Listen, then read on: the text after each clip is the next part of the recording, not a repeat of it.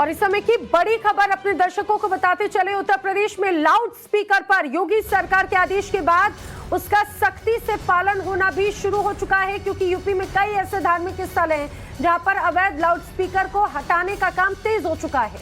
UP के ADG law and order Prashant Kumar ने इस बात की जानकारी दी है। धार्मिक स्थलों से 125 लाउड स्पीकर उतरवा लिए गए हैं, वहीं 17,000 स्पीकर की आवाज लोगों ने खुद अपनी स्वेच्छा से कम कर दी है। प्रशांत कुमार ने बताया कि यूपी के संवेदनशील जगहों पर अलविदा की नमाज के लिए खास इंतजाम भी किए गए हैं। 17,000 स्पीकर्स की आवाज जब कम की गई तो उसके बाद में आधे से ज्यादा ऐसे लाउड स्पीकर्स हैं जिनकी आवाज अपने आप कम हो गई। दरअसल खुद इस बात को स्वीकार किया है, धार्मिक मठों की तरफ से भी इस बात को लेकर इस आदेश को स्वीकार किया गया। लाउड स्पीकर उतरवाने और आवाज कम कराने को लेकर उत्तर प्रदेश के ADG law and order Prashant Kumar ने क्या कहा है, सुनिए। और डीजीपी मुख्यालय के जो निर्देश हैं इस बारे में स्पष्ट हैं कि कोई भी त्यौहार हो उसको अपने परंपरागत तरीके से मनाया जाना है।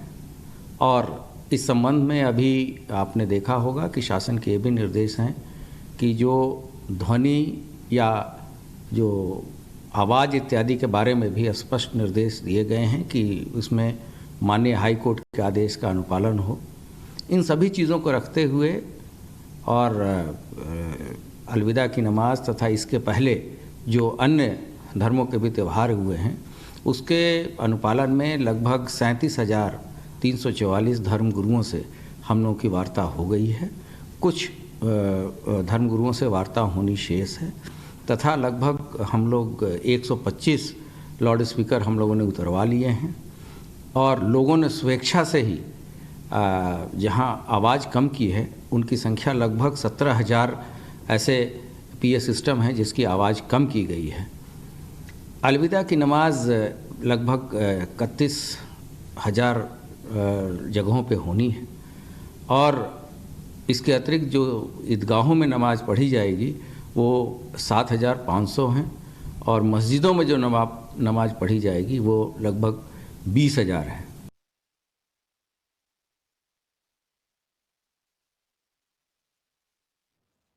तो आपने सुना किस तरह से अब यहाँ पर ये पूरी व्यवस्था जो है उसे बनाए रखने की है। 30 अप्रैल को पुलिस रिपोर्ट तलब करेगी और आदेश का पालन किस तरह से शुरू हो चुका है। लाउड स्पीकर पर जैसे ही सख्त आदेश आया मुख्यमंत्री की तरफ से, प्रदेश सरकार की तरफ से, और उस आदेश को अमली जामा पहनाने के लिए प्रशासन ने पूरी कोशिश की और उसका प्रभाव ये रहा कि 17,000 से ज्यादा लाउड स्पीकर्स की आवाज कम हुई है, कम की गई है।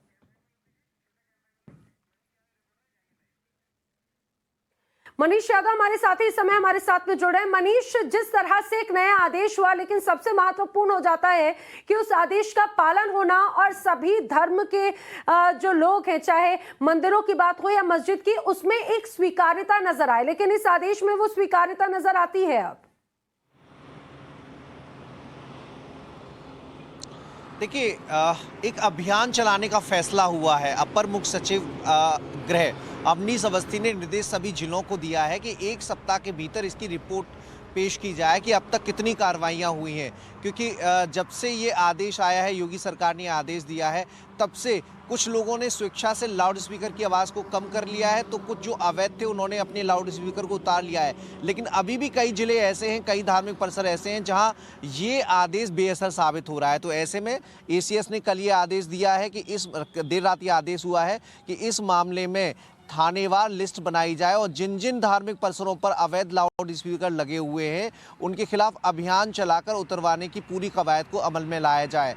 जिलों में ये जो जिम्मा है डीएम एसपी को सौंपा गया है और कमिश्नर सभी जिलों के जिलाधिकारियों से बात करके 1 सप्ताह के अंदर इसकी रिपोर्ट पेश करेंगे और तब जाकर ये अभियान चलाया जाएगा। अभी जो पुलिस के हवाले से जानकारी मिल पाई है, एडीजी लॉ एंड ऑर्डर के जो आंकड़े हैं उसके हिसाब से 17,000 जगहों से लाउड स्पीकर उतरवा लिए गए गए हैं, 17,000 जगहों से लाउड स्पीकर की आवाज़ को कम कर लिया गया है और 125 संख्या ऐसी है जहां से लाउड स्पीकर उतरवाए गए हैं।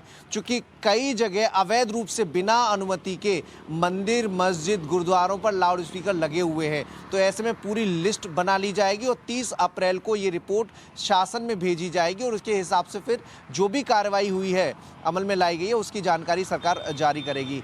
लेकिन बड़े पैमाने पर वृहद स्तर पर इस अभियान को चलाने की बात एसीएस ने देर रात अपने सभी जिलों के जो मातहत अधिकारी हैं उनसे कही है। जी मनीष, बिल्कुल मनीष, और ये अपने आप में बहुत महत्वपूर्ण हो जाता है आदेश, और खासतौर से अगर प्रशासन ने भी ये पूरी तरह से मन बनाया है कि इस पूरी स्थिति को कैसे उन्हें देखना है। इस समय हमारे साथ में शहजाद पूनावाला भी जुड़ चुके हैं। श्वेता। हाँ शहजाद, जिस तरीके से खुद अब लोग स्वेच्छा से लाउड स्पीकर की आवाज कम कर रहे हैं, स्वागत योग्य है।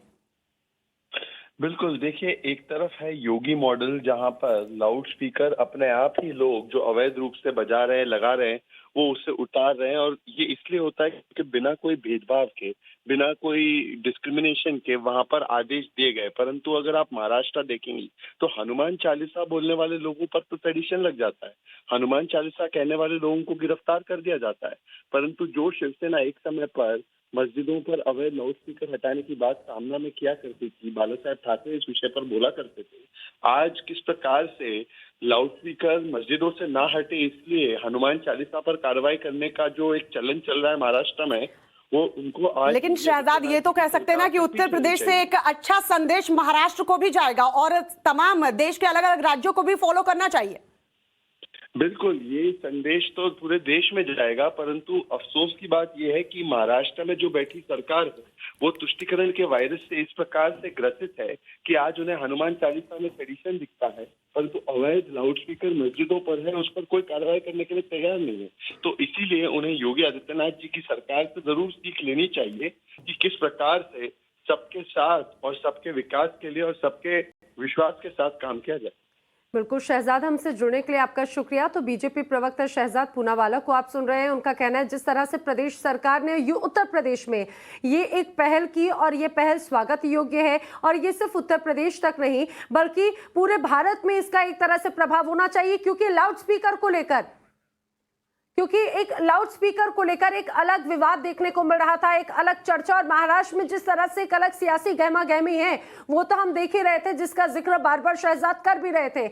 महाराष्ट्र में जिस तरह के हालात हैं उसको लेकर ये भी कनेक्शन जरूर नजर आता है मनीष। लेकिन जो उत्तर प्रदेश में अगर ये वाला फॉर्मूला पूरी तरह से लागू हो जाता है तो अपने आप में एक माइलस्टोन हो जाएगा पूरे देश के लिए भी, और ये कहा जाए कि ये वाला पैटर्न फिर आगे के लिए भी एक बहुत अच्छे उदाहरण के रूप में स्वीकार हो सकता है।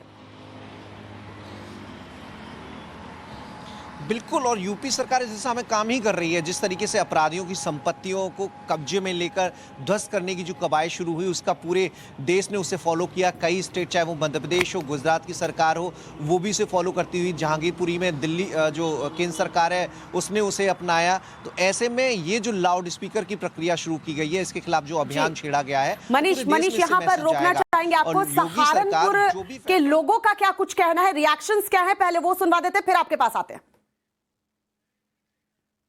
बिल्कुल योगी जी ने सही कही है। इसमें मेरा मत भी यही है कि क्योंकि कोई भी फंक्शन अगर मान लिया हम करते हैं, वो केवल इतना होना चाहिए कि जिससे कि हमारे परिसर में जो लोग बैठे हैं वो ही सुनाई दे सके उनको बाहर, क्योंकि अगर ज़्यादा ध्वनि होगा तो प्रदूषण भी होगा, ध्वनि प्रदूषण होगा।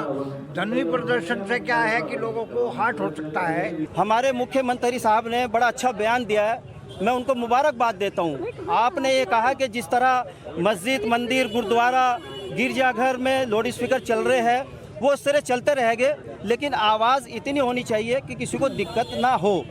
तो मैं उनका शुक्रिया अदा करता हूँ अपने मुख्यमंत्री साहब का, और मैं ये भी अपील करता हूँ मस्जिद, मंदिर, गुरुद्वारा, गिरजाघर के इतनी आवाज़ कर ले कि जो है वो क्षेत्र में आवाज़ रहे। बिल्कुल आवाज़ कम होनी चाहिए, उससे किसी को किसी तरह की कोई आपत्ति नहीं होनी चाहिए। सबसे बड़ा कारण ये है कि उसकी आवाज़ कम होने से आपने जिससे प्रार्थना कर रहे हो ऊपर तक जा रही है, उसके लिए ये नहीं है कि आपने किसी को सुनाना है। इसलिए उसकी आवाज़ हमेशा के लिए मतलब जितना भी हो सकता है ये कम से कम होनी चाहिए, जिससे दूसरे को किसी तरह की आपत्ति ना हो।